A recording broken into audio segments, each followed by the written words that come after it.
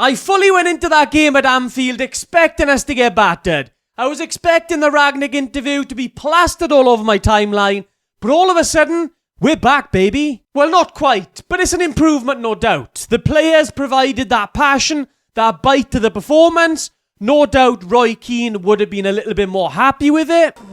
Is that not what you're supposed to do? But Amorim also made some very nice tweaks to his setup, and I hope that all of these improvements are here to stay now, and they don't just happen in these games up against City and Liverpool. But what exactly did happen? What did Amorim change?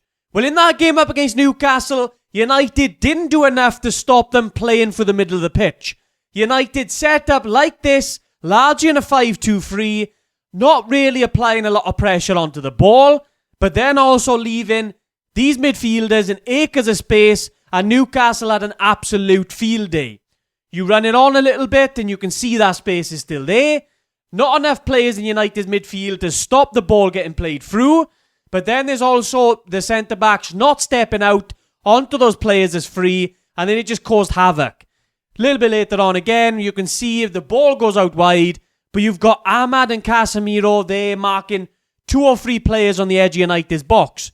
Newcastle absolutely run riot. They could have been way, way worse than that 2-0, especially in that first 30 minutes. So what did Amorim change for the Liverpool game? Well, largely, it was more of a 5-4-1. When Liverpool had that settled possession, United set up like this.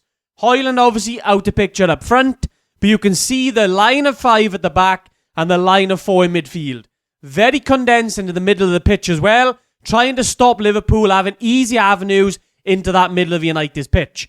So you can see now that you've got to force these teams out wide. That's the easiest way to defend. And that's exactly what United did for large parts of that game. Also, United were a lot better at having our centre-backs stepping up the pitch to close down opposition midfielders. We did it up against Man City. We sort of stopped doing it in most recent games. And to make this back 5 work, you have to have your centre-backs stepping out on occasion to stop that space in between the defence and midfield. Particularly up against Newcastle, we would often just didn't do it. We often just retreated, marking no one. And then you're left then with a back 5 just not really doing an awful lot, but you've got a ton of space left in front of you. So what happened largely up against Newcastle, you can see if an opposition CDM had the ball, one of our midfielders would jump. But then what happened, it was far too easy to find one of the attacking midfielders in this space in the midfield, and United centre-backs simply weren't closing that space. They were just retreating onto the edge of their own box, allowing this big gap to be there. But what happened more effectively up against Liverpool was whenever the ball came into these sort of areas, and Ugarte or Maino was left pressing someone a little bit higher up the pitch, either one of De Ligt on this side, or if the ball came out onto the other side, it was Martinez doing the same thing. They would step up and stop the opposition having that bit of free space to run onto United's box. You have to do that if you're going to make this back 5 work, and especially make it work in the Premier League. It just has to happen, and it did a lot better up against Liverpool. You can see in this instance, Martinez, straight away, as soon as that ball comes from Konate, Martinez is onto that danger. The Liverpool midfielder, I think is Curtis Jones, has got that bit of space in between the defence and midfield, but he's closed down straight away, not able to turn on the ball and get Liverpool playing a little bit further forward. For United's first goal, look at where Martinez is in this position in the 51st minute of the game. It's having the willingness to get there, to close the midfielders down, one of your centre-backs stepping up, Martinez winning that ball, and the rest is history. It obviously didn't happen all the time from a little bit of broken play, a lot of it. Liverpool did have a little bit of a chance to have a run at our defence. You can see here, there's a little bit of space there. Not always are you able to step up one of those centre-backs, but United were much better in this game compared to that Newcastle one at getting numbers back.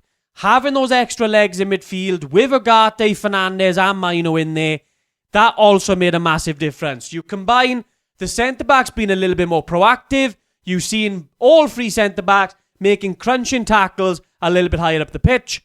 Combine that with the legs in midfield as well. A much, much better time for United. And I just expected to get better while Amorim has more time on the training pitch. And the last aspect I want to talk about was the attacking intent from our full-backs, or the wing-backs if you will, particularly Dalot. Whether Trent's head was in Madrid or not, Dalot still had the intent to test him. Far too much in recent weeks I've seen him get into these positions and take the easy option to pass it backwards. But I remember when Dalot first arrived at United and he was a very attacking fullback. He always wanted to run at people, even whipping out step-overs on the regular. But in recent times he's been much more conservative. In this game though, the work down the left caused that chaos for the leading up to the first goal, and he caused constant problems all afternoon. If Dalot's going to work out long-term as a wing-back for United, he has to do more of this. We're crying out for a left wing-back now. Whether we get one in January, I don't know. But if Dalot can keep up this intent, if he can keep providing stuff from that left-hand side, then we might not have such a desperate situation on that left wing-back spot. But we're going to have to wait and see, because I've seen it with United before.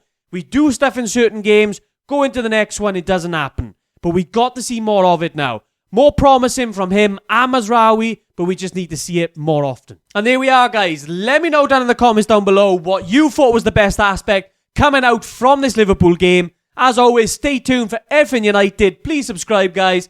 I'll catch you in the next one.